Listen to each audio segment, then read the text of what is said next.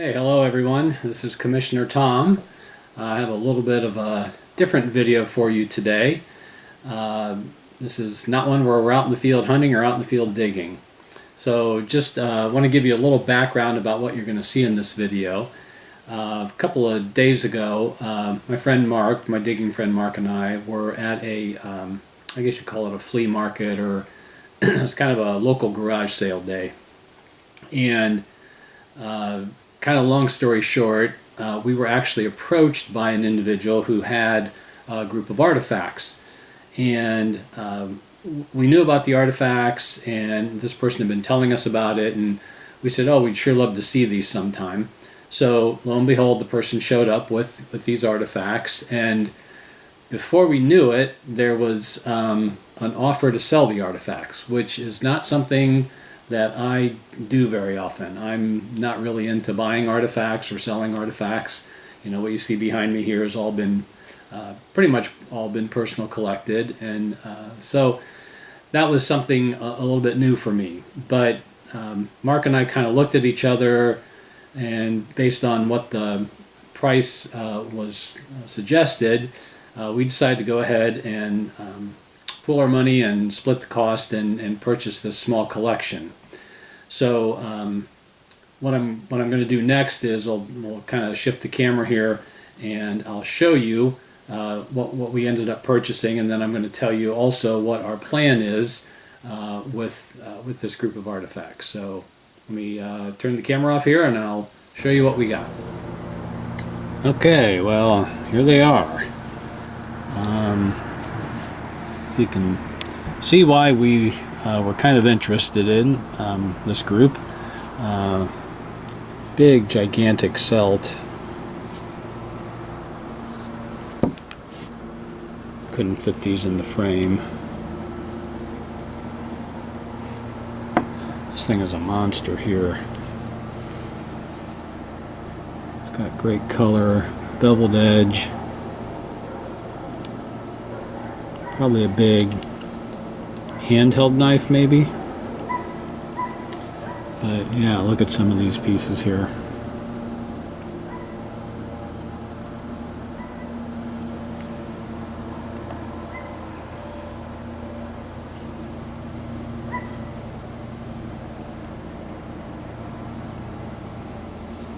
So they've got some nice aged patina on them, which would be, you know, typical for something that may have sat in an attic for, who knows, could have been there for 100 years. I mean, I think the person, they said, he said he got it out of an attic 40 years ago, and it was a very old house, and the guy was an older gentleman, so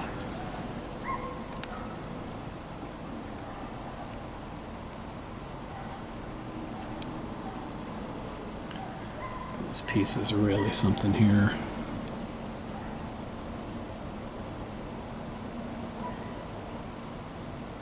Great color. It's a monster monster looking Adena point there.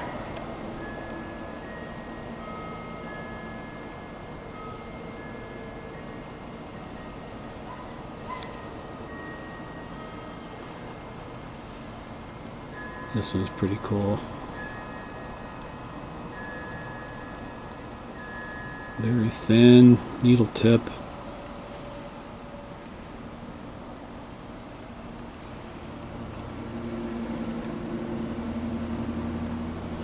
So that's part one of what we got. Here's part two.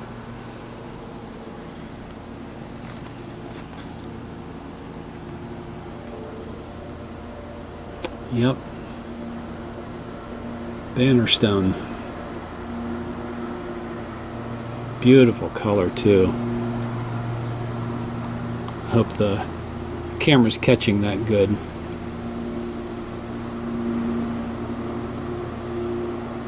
Just a little bit of damage here, but take a look at this guy.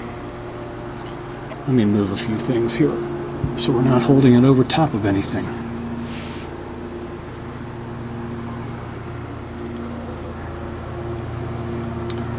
I guess I would call that a pick banner stone. Beautiful banded slate. It seems to have the right marks here.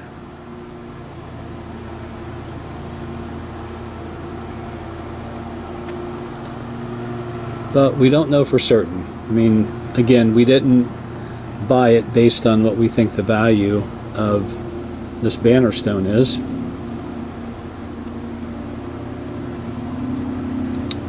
But if this is the real deal, we got a good deal. So, here's what's going to happen next. You may have heard of Premier Auction Group. Jim Bennett out of Ashland, Ohio, runs Premier Auctions, and he also is a very respected authenticator. I happen to know somebody who works for Premier Auctions, reached out to them and said, hey, we would like to bring this piece over, maybe have it looked at by Jim, and he actually invited us to bring it over and said that he would give us a tour of their facility, and that Jim would take a look at it while we were there. So that's an awesome opportunity for Mark and I. So we're going to do that tomorrow. I'm going to take the camera with me. I don't know if they would allow me to film that, but you'll find out with the rest of this video, I guess, what I was able to film. But we are going to find out if this is truly an ancient, authentic banner stone, because it is a beauty. Okay, well, let's see how tomorrow goes, and hopefully there's more to this video. Okay, well, we're at Premier Auctions, and again, we've been invited to come in and look at the facility and kind of see what it is they do here. If you don't know about Premier Auctions, you can look them up online. They do an extensive online auction business, and here's just an example of the auction they have coming up. I think it's next weekend, but I'll just pan over these things. But you can see all of these online. Just incredible pieces here. I probably shouldn't be touching those.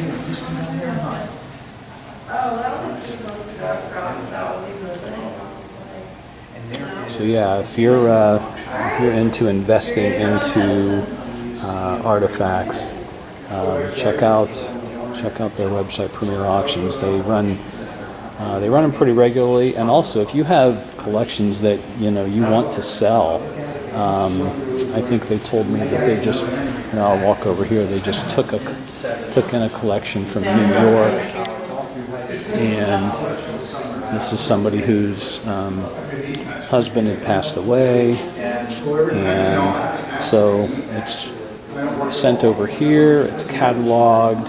It's photographed.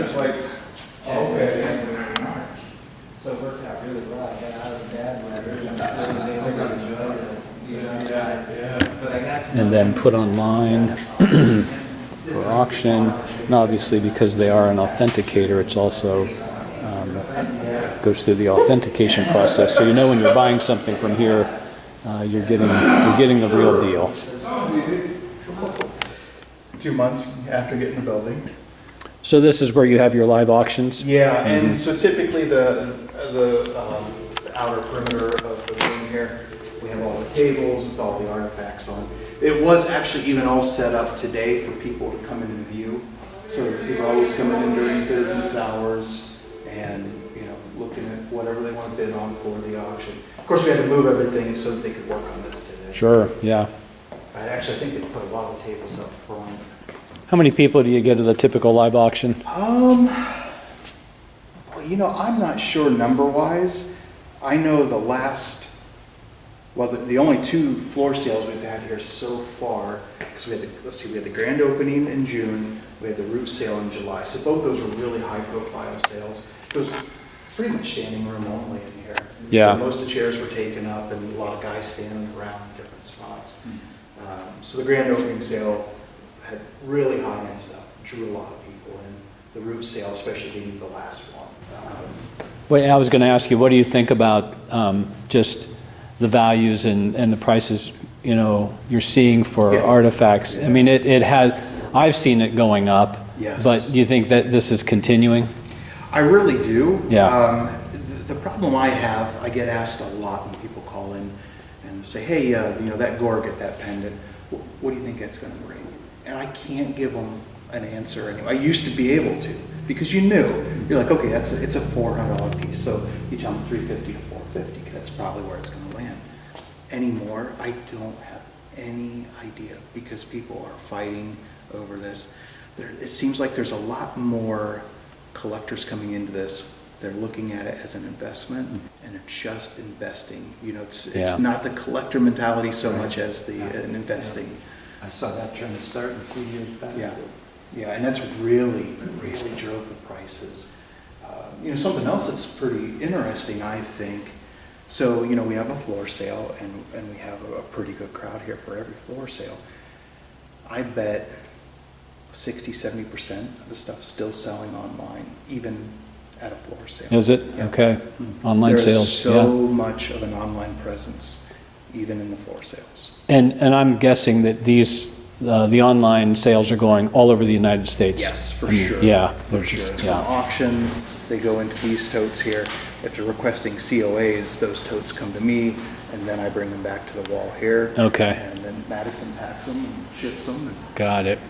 So you guys, when you authenticate, you use some pretty sophisticated equipment. I mean, you're using microscopes and all of that. Is that the stuff that we were looking at over here? Yeah, so in Jim's office, the microscope that he has, I have one as well on my desk. His is a little fancier. It's got it can record video, HD, high quality video and all that. Yeah. So we also have, back in the opposite corner where my desk is, we got kind of like a dark room back here. It's a closet, but it's nice and dark. Got a UV light back here. UV light's really good looking for rechips, restorations. Some of the pieces that are restored, they're done so well. The restoration now, but the nice thing is when you get a piece that's restored and you get it under UV light, it really pops. Okay. So it's pretty easy to tell.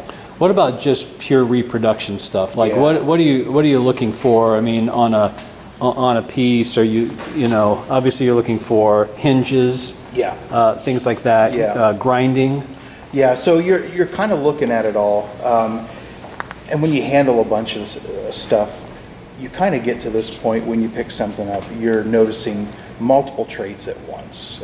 You run your hand across it, you see how it reflects in the light, so maybe you're automatically going, man, it looks like somebody carpet polished this. That's a big thing where somebody would take a modern point and they keep rubbing it on the carpet to wear down the high spots. Oh boy. And, it usually leaves a pretty telltale characteristic. All the ridges are just way too polished. So you pick it up, you're kind of noticing, looking for several things at once. Questionable? Yeah. Feel the tip. At the tip, yeah. Somebody ground it. Yeah. So they were trying to straighten it up.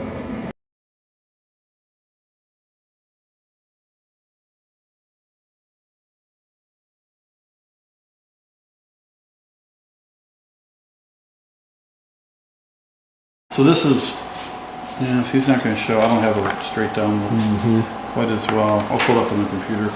Well, here you go, right here. See, this is an oval hole. Okay. I see. All of these have got oval holes. And the two types that they would have oval holes on were geniculate banner stones and panel banner stones. This is more of a panel banner stone style. Okay. First, you can see here where they flint drill these, so they drilled it through, and if you look at the circumference of this, then see how it's kind of wobbled out a little bit. Yeah. But if you turn this over, they were already starting to gouge it, and you can see gouge marks going down the inside of it, and they would gouge those out until they got them elongated like that. So I think the reason they did that was so that when they put it on the atlatl, and this is hypothesis, when they put it on, they could wedge it, or they could keep it from spinning or turning. Sure. So I think they would elongate it. Maybe even they carved the shaft a little bit to get it. So that's what that is. But on a panel, thank you. This is the root collection that we auctioned off. We had about 4,000 slate pieces. So we did some books on them. I don't have a panel here either. Yeah, Dave must not have had panels, huh? This would be nice when we have info up and running. We could just. Yeah, right. Okay. What about book 2? And by the way, I'm going to edit this, so I'm not getting every word for word That's here. fine, Yeah. Yeah. So yeah, but the good news is these are ancient. Absolutely ancient, yeah, without a doubt. The patina on these, and they fake slate a lot, okay, but trying to get the patina, the coloration from being in the ground, Yeah. it's just got a specific certain color, and these both have it, Yeah. okay? Then when you look at the manufacturer marks are all correct for ancient manufacturer. If this was made with a grinder, you get straight striations that are same distance apart. These are all very exceptionally random. It's just very consistent with tape. This is all ancient manufacturing marks here, plus it's patinated over. Yeah. I think at one point they were going to thin this down a little more.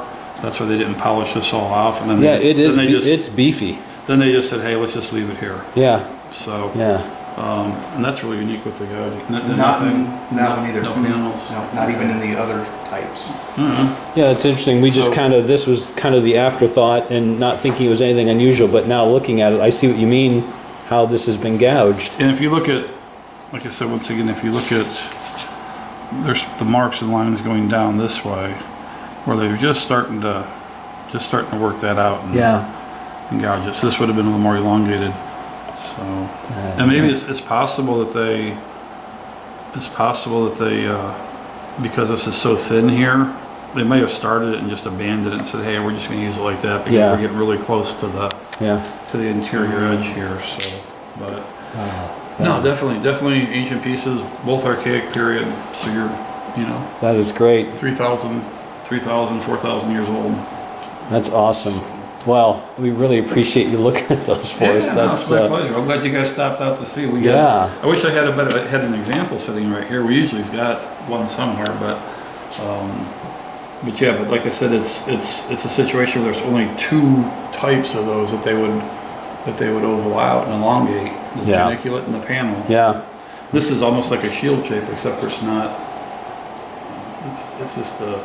I was looking at this what I initially was looking at in the microscope was this area here. I was wondering if this was actually longer, and they salvaged it down because of this break, this break area. Yeah. Yeah. And that's and it may have actually been a longer, more of a panel shape coming up. Right. Then it broke during manufacture. Then they sanded it off and